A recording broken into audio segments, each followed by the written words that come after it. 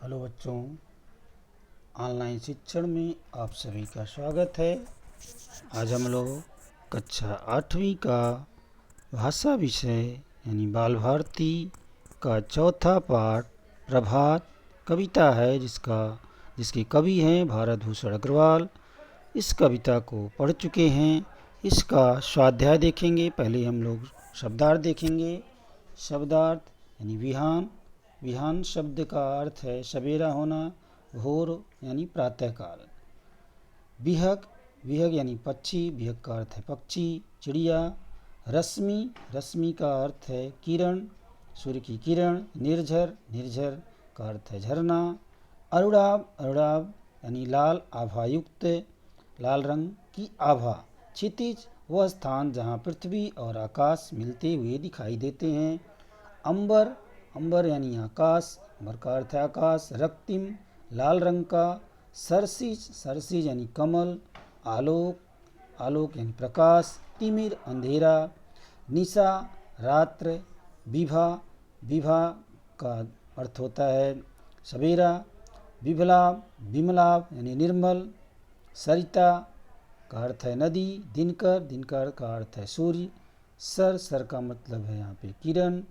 आलोकित यानी प्रकाशित करना। धरा का अर्थ है पृथ्वी। शल्य का अर्थ है वेदना। सस्मित यानी हंसी, मुस्कुराहट।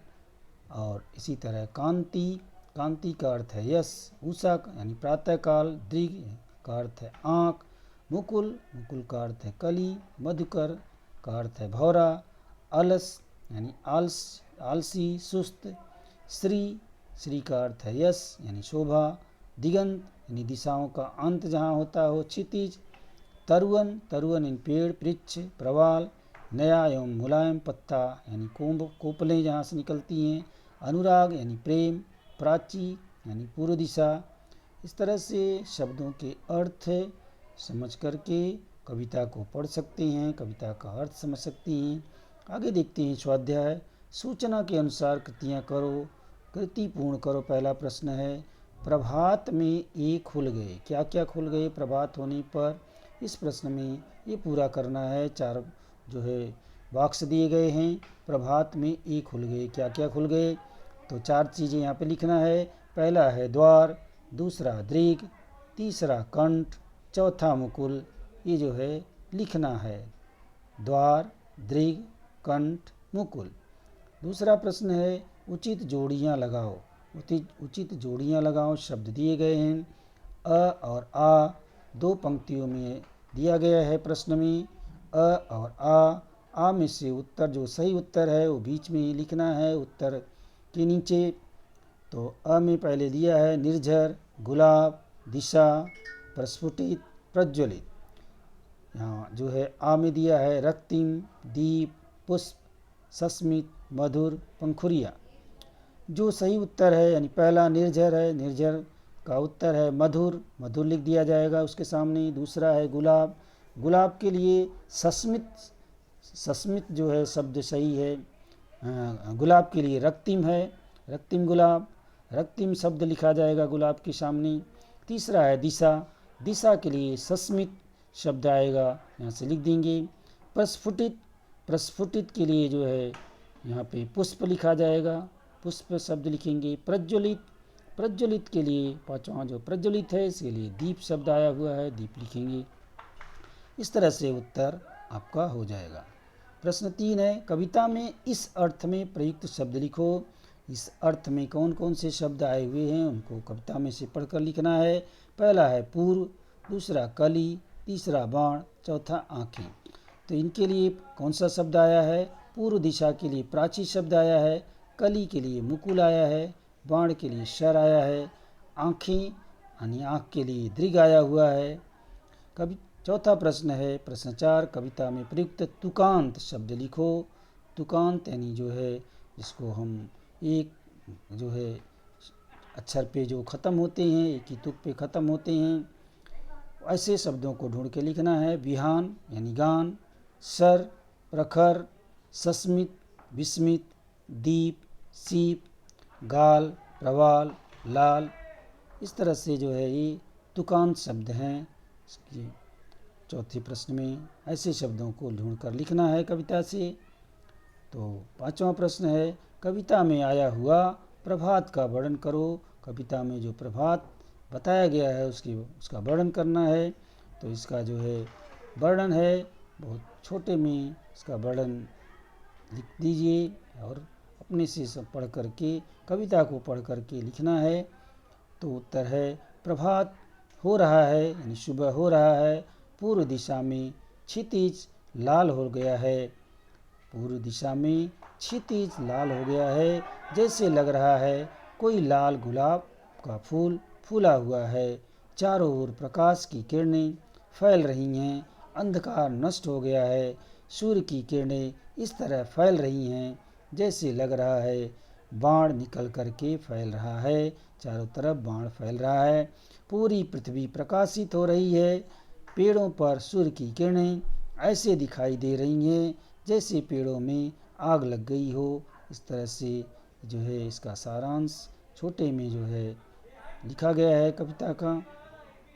प्रभात का वर्णन जो है और अच्छे से और बड़ा लिख सकते हैं। प्रश्न 6, कविता की पंक्तियाँ पूर्ण करो। कविता की पंक्तियाँ जो है पूरा करना है। तो यहाँ पे सतदल लिखा गया है, दृघभर इस जो है कविता की लाइनें दी गई हैं प्रश्न में, उसको पूरा करना है।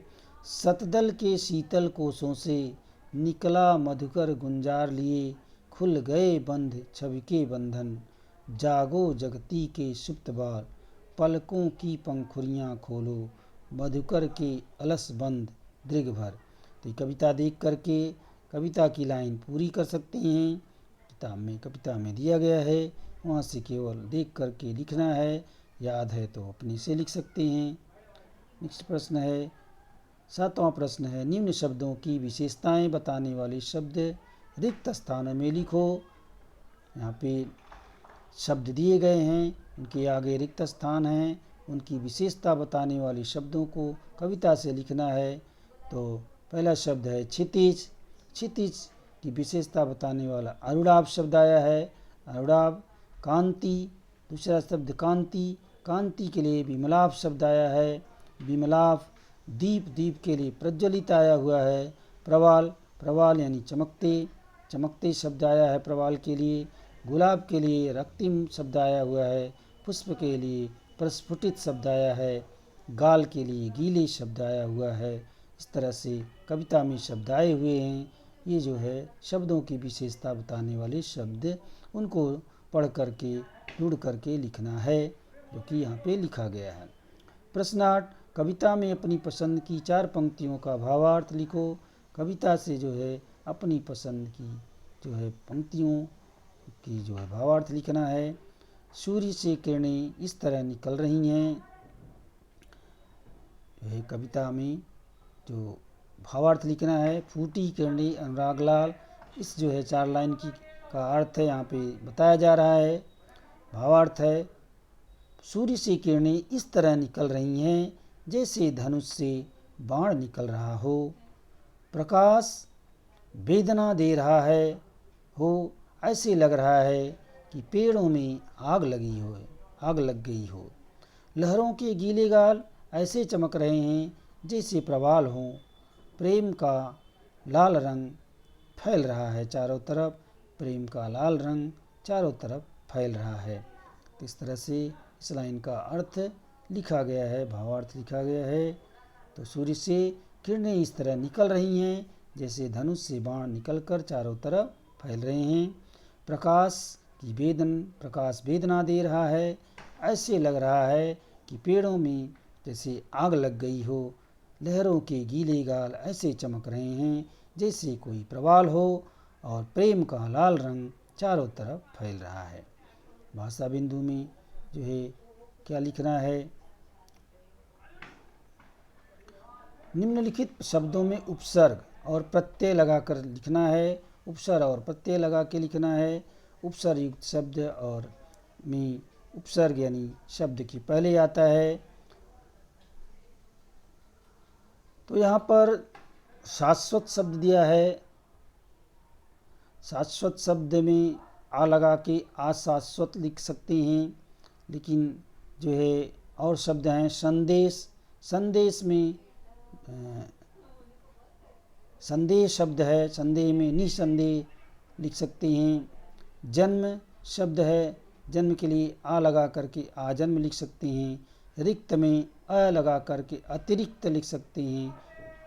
और राग में अनु लगा देंगे, अनुराग हो जाएगा। स्मरण को विस्मरण लिख सकते हैं वी लगा करके। रस में नी लगा के नीरस, देश में वी लगा के विदेश। इस तरह से इसमें उपसर्ग लगा के लिख सकते हैं। तो ये जो है शब्दों को आप पूरा कर सकते हैं। हमेशा उपसर्ग शब्द के पहले लगाया जाता है और प्रत्यय शब्द के बाद में लगाया जाता है। तो प्रत्यय युक्त शब्द नीचे है आलोक, इसमें आलोकित बन जाएगा, इत लगा दिए, आलोक से आलोकित हो जाएगा। समझ से समझदार हो जाएगा, दार लगा देंगे। पत्थर में से पथरीला हो जाएगा, पत्थर से पथरीला हो जाएगा। दया से दयावान बन जाएगा। समय से सामायिक बन जाएगा। दूध से दुधिया बन जाएगा। गर्म से गर्मी बन सकता है। प्यास से प्यासा बन सकता है। इस तरह से इसमें प्रत्यय लगा करके शब्द लिखे जा सकते हैं। तो इस तरह से ये भाषा है। भाषा बिंदु यानी व्याकरण का पोर्शन में आपने जो है उपसर्ग और प्रत्यय देखा। उपसर्ग और प्रत्यय जो है सामान्य रूप से ये ध्यान रखना है कि कोई भी शब्द रहेगा तो उपसर्ग जो है शब्द के पहले लगता है और प्रत्यय शब्द के बाद में लगता है। और लगाने के बाद जो है शब्द का एक विशेष अर्थ भी निकलना चाहिए। तो आज का सेशन यहीं पे समाप्त करते हैं। धन्यवाद।